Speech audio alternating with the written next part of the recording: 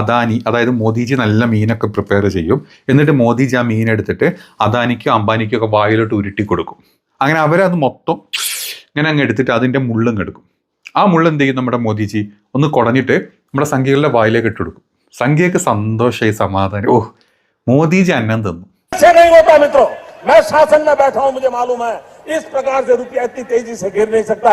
अरे नेपाल का रुपया नहीं गिरता है, बांग्लादेश की करेंसी नहीं गिरती है, पाकिस्तान की करेंसी नहीं गिरती, श्रीलंका की करेंसी नहीं गिरती। क्या कारण है हिंदुस्तान का रुपया पतला होता जा रहा है? ये जवाब देना पड़ेगा आपको। देश आपसे जवाब मांग रहा है.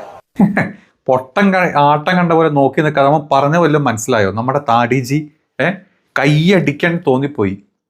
ഇപ്പോഴൊന്നുമല്ല, ഒരു 10 കൊല്ലം മുമ്പ് നടന്ന കാര്യമാണ്.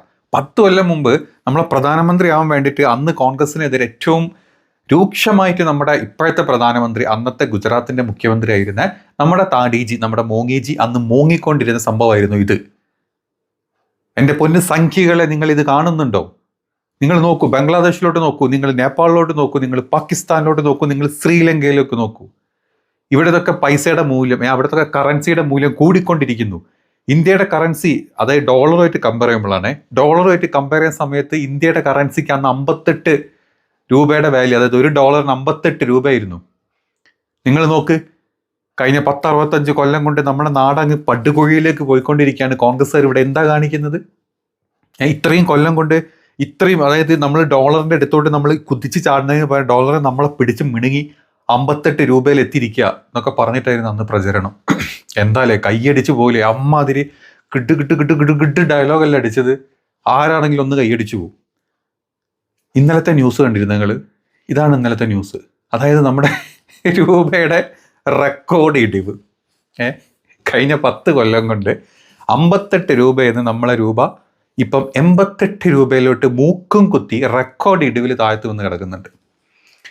ഇപ്പം മോദിജി ഇതിനെ പറ്റി വല്ലതും പറയും? എവിടെ? ഇപ്പം നമ്മുടെ മേര ബ്രണ്ട് എന്നും പറഞ്ഞ് ട്രംപിന്റെ ആസനം നക്കാൻ പോകും. ഇപ്പം അതാ നടക്കുന്നത്. ഇപ്പം നമുക്ക് 58 88 ആയതൊന്നും ഒരു വിവരമേ അല്ല, വിഷയമേ അല്ല. നമ്മൾ കുതിച്ചുകൊണ്ടിരിക്കുക. അതെ, നമ്മളെ രൂപ കുതിച്ച് കിതർത്ത് കയർത്ത് അവസാനം 100 ക്രോസ് ചെയ്യും. അതായത് $1 എന്ന് പറഞ്ഞാൽ 100 ഇന്ത്യൻ റുപ്പിയാവും. എങ്കിലും സംഖ്യകളെ പറ്റിക്കാൻ നമ്മളിപ്പോഴും 2047 ആകുമ്പോഴേക്കും നമ്മൾ വികസിത രാജ്യമായിട്ട് മാറും. അതങ്ങനെയാണ്. സംഖ്യകൾക്ക് ഇങ്ങനെയൊക്കെ എന്ത് ഇട്ട് കൊടുത്തു കഴിഞ്ഞാൽ, ഈ പൂച്ചക്ക് മറ്റേ എന്തെങ്കിലും എല്ലും കഷ്ണം ഇട്ട് കൊടുക്കുക, അല്ലെങ്കിൽ ഈ മുള്ളിട്ട് കൊടുക്കുക, നമ്മൾ തിന്ന മീനിൻ്റെ, അതായത് അദാനി, അതായത് മോദിജി നല്ല മീനൊക്കെ പ്രിപ്പയർ ചെയ്യും. എന്നിട്ട് മോദിജി ആ മീൻ എടുത്തിട്ട് അദാനിക്കും അംബാനിക്കും ഒക്കെ വായിലോട്ട് ഉരുട്ടി കൊടുക്കും. അങ്ങനെ അവരത് മൊത്തം ഇങ്ങനെ അങ്ങ് എടുത്തിട്ട് അതിൻ്റെ മുള്ളും എടുക്കും.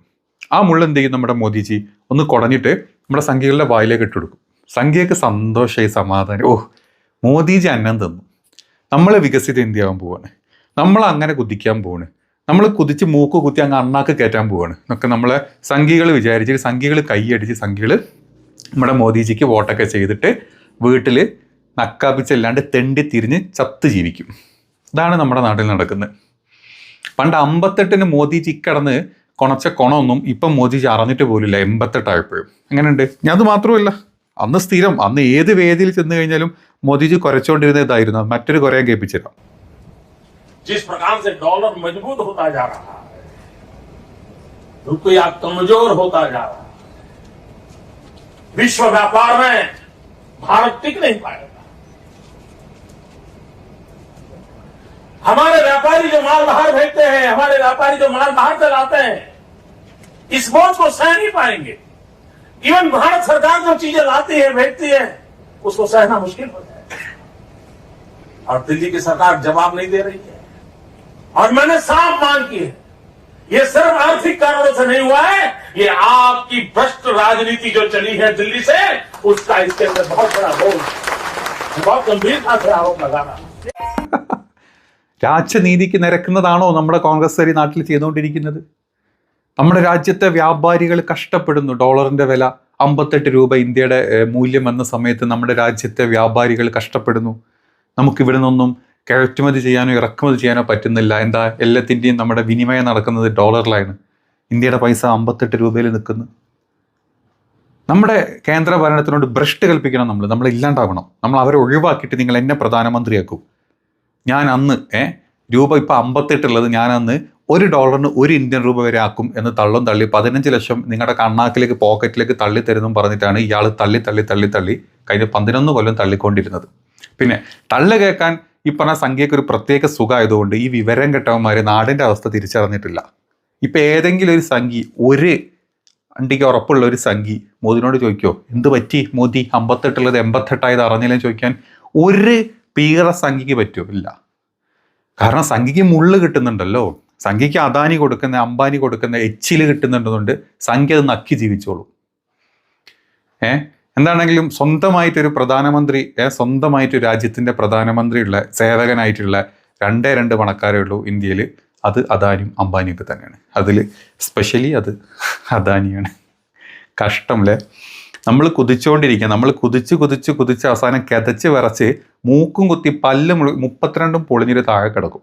ആ അവസ്ഥയിലോട്ട് എത്തുമ്പം അന്ന് നമ്മളെ സംഖ്യകൾ ചാണം നക്കി തിന്നേണ്ടി വരും. വേറെ ഒന്നും നടക്കൂല.